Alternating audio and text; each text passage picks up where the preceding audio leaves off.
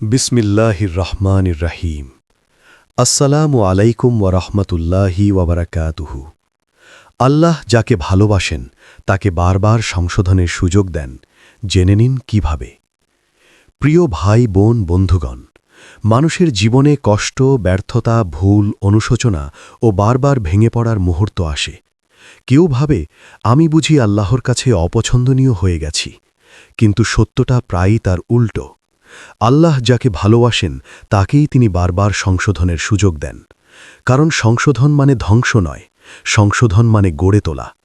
এই ভিডিওতে আমরা জানব কেন আল্লাহ বারবার সুযোগ দেন, কিভাবে তিনি মানুষকে সংশোধনের পথে আনেন, কষ্ট, ব্যর্থতা ও অনুশোচনার প্রকৃত অর্থ, সংশোধনের সুযোগ চিনে নেওয়ার লক্ষণ এবং আমাদের করণীয় কি। ১. সংশোধন শাস্তি নয়, এটি আল্লাহর বিশেষ দয়া। আমরা সাধারণত মনে করি আমার জীবনে এত কষ্ট কেন, এত সমস্যা কেন, কিন্তু কোরআনের ভাষা ভিন্ন। আল্লাহ তোমাদের উপর কঠোরতা চান না, তিনি তোমাদেরকে পবিত্র করতে চান। সূরা আল মাইদা আয়াত ৬। যাকে আল্লাহ সংশোধন করতে চান তাকে তিনি সরাসরি ধ্বংস করেন না, বরং ভুল বোঝার সুযোগ দেন, নিজের দিকে ফিরে আসার দরজা খুলে দেন। যদি আল্লাহ কাউকে অপছন্দ করেন তবে তাকে ভুলের মধ্যেই ছেড়ে দেন। ২. সংশোধনের প্রথম ধাপ অন্তরের অস্থিরতা। আল্লাহর ভালোবাসার সবচেয়ে বড় নিদর্শন হল অন্তরের অস্থিরতা।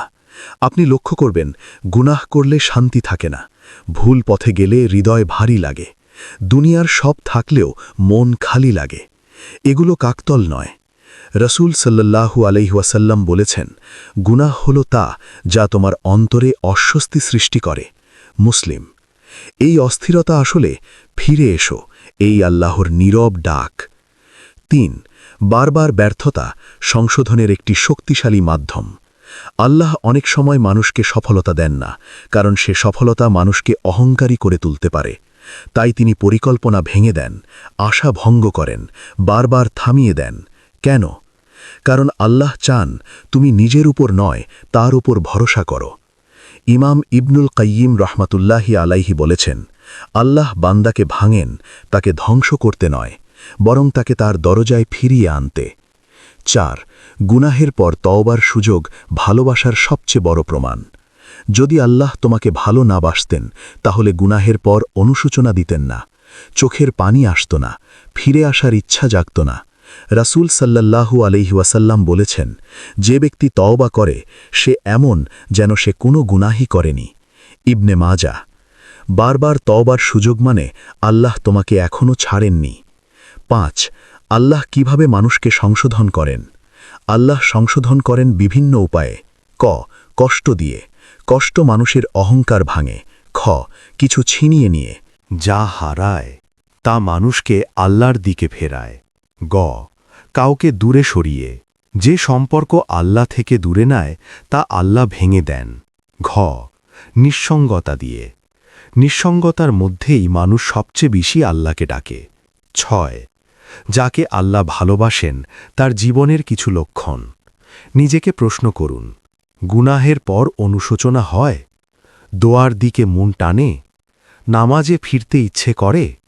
ভুল শুধরে নিতে চাই? যদি উত্তর হ্যাঁ হয় তাহলে তুমি সংশোধনের পথে আছো। ৭. নবী ও আল্লাহর প্রিয় বান্দাদের জীবনেও সংশোধনের অধ্যায় ছিল।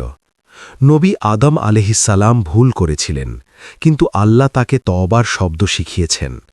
নবী ইউনুস আলাইহিসসালাম চলে গিয়েছিলেন, কিন্তু মাছের পেটে সংশোধনের সুযোগ পেয়েছেন। নবী মুহাম্মদ সাল্লাল্লাহু আলাইহি ওয়াসাল্লামের উম্মত হিসাবে আমাদের জন্যে দরজা আরও বেশি খোলা। ৮.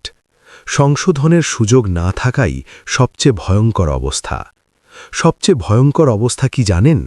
গুনাহ করেও অনুশোচনা না হওয়া, ভুল করেও নিজেকে ঠিক মনে করা, আল্লাহকে ভুলে গিয়েও শান্ত থাকা।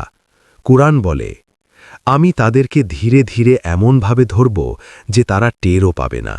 সূরা আল আরাফ আয়াত ১৮২। ৯.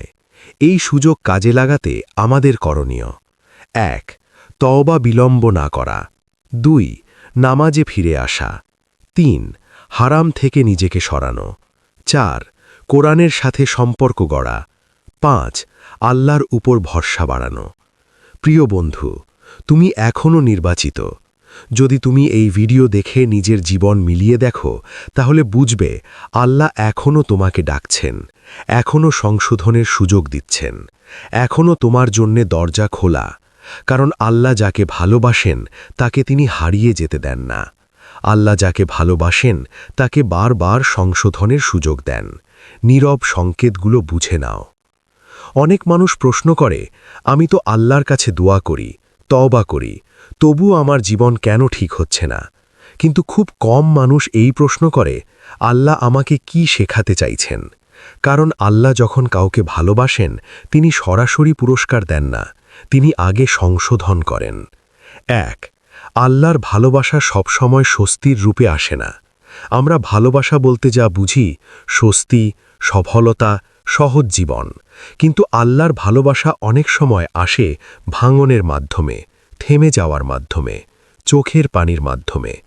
কোরআনে আল্লাহ বলেন, আমি অবশ্যই তোমাদের পরীক্ষা করব ভয়, ক্ষুধা, সম্পদহানি ও প্রাণহানির মাধ্যমে। সূরা আল বাকারা আয়াত 155। এই পরীক্ষাগুলো ধ্বংসের জন্যে নয়, এগুলো ভুল পথ থেকে ফিরিয়ে আনার জন্যে। 2. সংশোধনের সবচেয়ে সূক্ষ্ম সংকেত, নিজেকে আর আগের মতো ভালো না লাগা। একটা সময় আসে, আগের পাপগুলো আর আনন্দ দেয় না, আগের সম্পর্কগুলো ভারী লাগে, আগের জীবনযাপন অর্থহীন মনে হয়। এটা ডিপ্রেশন নয় সব সময়, অনেক সময় এটা হয় আত্মার জাগরণ। আল্লাহ বান্দার অন্তরে এমন এক প্রশ্ন জাগিয়ে দেন, এই জীবন কি শুধু এটুকুই? এই প্রশ্নই পরিবর্তনের সূচনা। 3. আল্লাহ যখন কিছু থামিয়ে দেন, তখনই তিনি নতুন পথ তৈরি করেন। আপনি হয়তো লক্ষ্য করেছেন, হঠাৎ কাজ বন্ধ হয়ে গেছে, সম্পর্ক ভেঙে গেছে, পরিকল্পনা বারবার ব্যর্থ হচ্ছে। আপনি ভাবছেন সব শেষ, কিন্তু বাস্তবে আল্লাহ আপনাকে ভুল জায়গা থেকে সরিয়ে দিচ্ছেন। ইমাম হাসান আল বাসরি রাহমাতুল্লাহ আলাইহি বলেছেন, যখন আল্লাহ কোনো বান্দার প্রতি রহম করেন, তখন তাকে গুনাহ থেকে দূরে রাখেন, যদিও তা কষ্টের মাধ্যমেই হোক। 4. সংশোধনের একটি বড় মাধ্যম একাকিত্ব। আল্লাহ অনেক সময় মানুষের ভিড় থেকে আপনাকে আলাদা করে দেন। কারণ ভিড়ে থাকলে মানুষ আল্লাহকে ভুলে যায়, একাকিত্বে মানুষ নিজের সত্য চেনে। এই নিঃসঙ্গ মুহূর্তেই সবচেয়ে গভীর দোয়া বের হয়, সবচেয়ে খাঁটি কান্না হয়। এ কারণেই বহু আল্লাহর অলি নিঃসঙ্গতাকে ভালোবাসতেন। 5. বারবার মনে পড়া অতীতের ভুল, এটা শাস্তি নয়। অনেকেই বলেন, আমি তো তওবা করেছি, তবুও কেন পুরনো গুনাহ মনে পড়ে? জেনে রাখুন, যদি সেই স্মৃতি আপনাকে লজ্জিত করে, নত করে, আল্লাহর দিকে টানে, তাহলে সেটি শাস্তি নয়, সংশোধনের স্মরণিকা। আল্লাহ চান তুমি আর সেই ভুলে না ফিরো। 6. আল্লাহ কেন সঙ্গে সঙ্গে সব ঠিক করে দেন না? কারণ তাহলে আপনি শিক্ষা নিতেন না। একটি ভাঙ্গা মানুষ আল্লাহর কাছে বেশি প্রিয় একটি অহংকারী সফল মানুষের চেয়ে। তাই আল্লাহ ধীরে কাজ করেন, যেন অন্তর বদলায়, যেন অভ্যাস বদলায়, যেন নিয়ত বিশুদ্ধ হয়। 7. সংশোধনের পথে থাকলে যেসব পরিবর্তন টের পাবেন। ভিআই আগের মতো হারামের শান্তি পাবেন না, দুনিয়ার আনন্দ অস্থায়ী মনে হবে, আল্লাহর কথা শুনলে মন নরম হবে, একা হলে দোয়া করতে ইচ্ছে করবে, চোখ ভিজে যাবে অকারণে। এই লক্ষণগুলো হল আল্লাহ আপনাকে ছেড়ে দেননি। 8. সবচেয়ে বড় ভুল, সংশোধনের সময় হতাশ হওয়া। অনেকেই এখানে হেরে যায়, কারণ তারা ভাবে, আমি তো বারবার পড়ে যাচ্ছি। কিন্তু রাসূল সাল্লাল্লাহু আলাইহি ওয়াসাল্লাম বলেছেন, আদম সন্তানের সবাই ভুল করে, আর সর্বোত্তম তারা যারা তওবা করে। তিরমিজি। পড়ে যাওয়া সমস্যা নয়, ফিরে না আসাই সমস্যা। 9. সংশোধনের সময় শয়তানের সবচেয়ে বড় আক্রমণ। শয়তান বলে, তুমি আর ঠিক হবে না, তোমার গুনাহ অনেক বেশি, তোমার জন্য আল্লাহর রহমত নেই। এগুলো সব মিথ্যা। আল্লাহ বলেন, হে আমার বান্দারা, যারা নিজেদের উপর জুলুম করেছ, আল্লাহর রহমত থেকে নিরাশ হয় না। সূরা জুমার আয়াত 53। 10. এখন তোমার করণীয় কি? 1. নিজের অবস্থাকে ঘৃণা নয়, স্বীকার করো। 2. আজই ছোট একটি পরিবর্তন শুরু করো। 3. নামাজে ফেরার চেষ্টা চালিয়ে যাও। 4. তওবা বারবার করো। 5. নিজের জন্য দোয়া বন্ধ করো না। উপলব্ধি: যদি আল্লাহ তোমাকে ভালো না বাসতেন, তুমি এই ভিডিওর অর্থ বুঝতে না, তোমার অন্তর নড়ত না, পরিবর্তনের ইচ্ছা আসত না।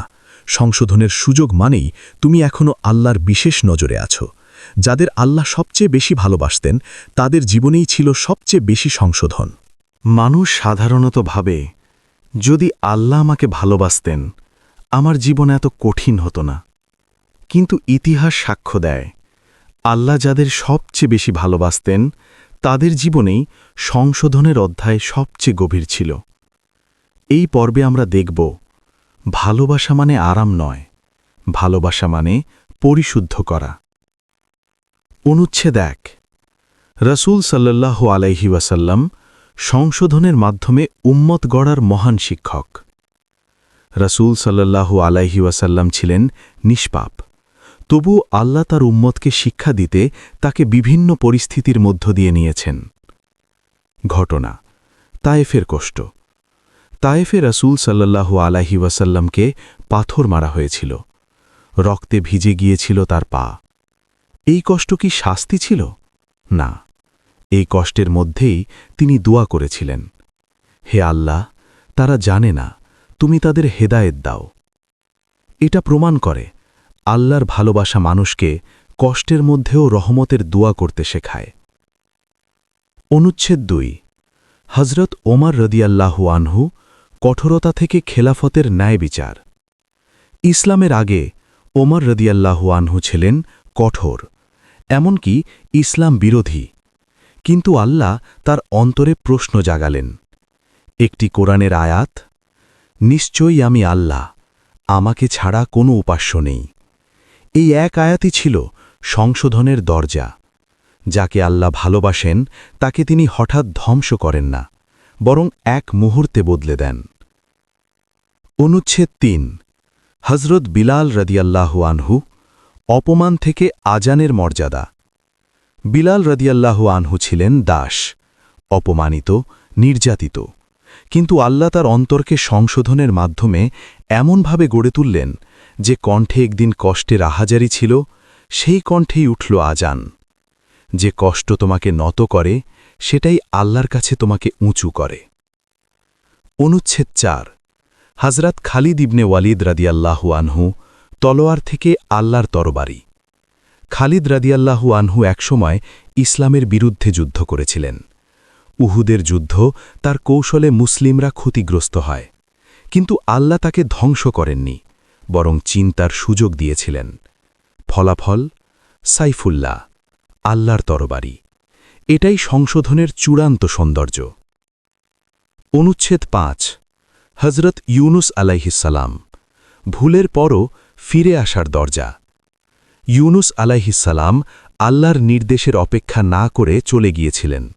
ফল মাছের পেটে অন্ধকার, কিন্তু সেই অন্ধকারেই জন্ম নেয় লা ইলাহা ইল্লা আন্তা সুবহানাকা ইন্নী কুনতু মিনাজ জালিমিন। এই দুয়াই প্রমাণ করে সংশোধনের গভীরতম স্থানও আল্লাহর নিকটতম জায়গা হতে পারে। অনুচ্ছেদ ৬। আল্লাহর অলিরা কাঁদতেন বেশি, কারণ তারা বেশি সংশোধিত ছিলেন। হাসান আল বসরি রহমতুল্লাহ আলাইহি বলতেন, আমি এমন মানুষ দেখেছি যারা জান্নাতের সুসংবাদ পেয়েও কাঁদতেন, কারণ তারা সংশোধনের ভয়ে ছাড়েননি। আল্লাহর প্রিয় বান্দারা নিজেরা কখনো পূর্ণ মনে করতেন না, প্রতিদিন নিজেকে যাচাই করতেন। এটাই ছিল তাদের শক্তি। কেন আল্লাহ প্রিয় বান্দাদের বেশি ভাঙেন? কারণ ভাঙা অন্তর আল্লাহর কাছে সবচেয়ে নিকট। ভাঙা মানুষ অহংকারহীন, ভাঙা মানুষ বেশি দোয়া করে। হাদিসে কুদসিতে আল্লাহ বলেন, আমি ভাঙা অন্তরের কাছাকাছি থাকি। ভাবার্থ। ৮।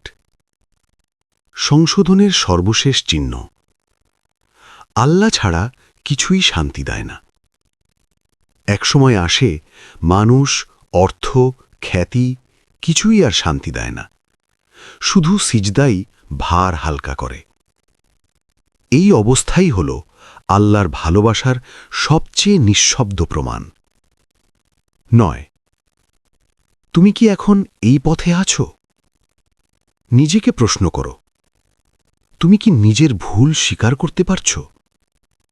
তুমি কি আল্লাহর কাছে ফিরে যেতে চাইছ? তুমি কি বদলাতে কষ্ট পাচ্ছ কিন্তু ছাড়ছ না? তাহলে জেনে রাখো, তুমি সংশোধনের সর্বোচ্চ পর্যায়ে আছো। অতএব বন্ধুগণ, আল্লাহ যাকে ভালোবাসেন তাকে তিনি একবারে জান্নাত দেন না, তাকে আগে জান্নাতের যোগ্য বানান। আর এই যোগ্যতা আসে কষ্ট, ভাঙন, সংশোধন আর ফিরে আসার মাধ্যমে। তুমি যদি এখনো ফিরে আসার সুযোগ পাচ্ছ, তুমি এখনো আল্লাহর প্রিয় তালিকায় আছো। হে আল্লাহ, আমাদেরকে সঠিক ঈমান ও ধৈর্যের সাথে চলার তৌফিক দান করো এবং প্রিয় রসূল সাল্লাল্লাহু আলাইহি ওয়াসাল্লামের সুন্নাহ মেনে ধর্মকর্ম চালিয়ে যাওয়ার তৌফিক দান করো। আমিন ইয়া রব্বাল আলামিন। এই পর্যন্ত ভিডিওটি দেখার জন্য আপনাকে অসংখ্য ধন্যবাদ। ভালো লাগলে লাইক, শেয়ার এবং ফলো দিয়ে উৎসাহিত করবেন এবং সাবস্ক্রাইব করে পাশে থাকবেন, যাতে এই ধরনের ভিডিও আপনাদের কাছে পৌঁছে দিতে পারি এবং এই রকম ভিডিও দেখে আমাদের অন্তরাত্মাকে পরিশুদ্ধ করতে পারি। আসসালামু আলাইকুম ওয়া রাহমাতুল্লাহি ওয়া বারাকাতুহু।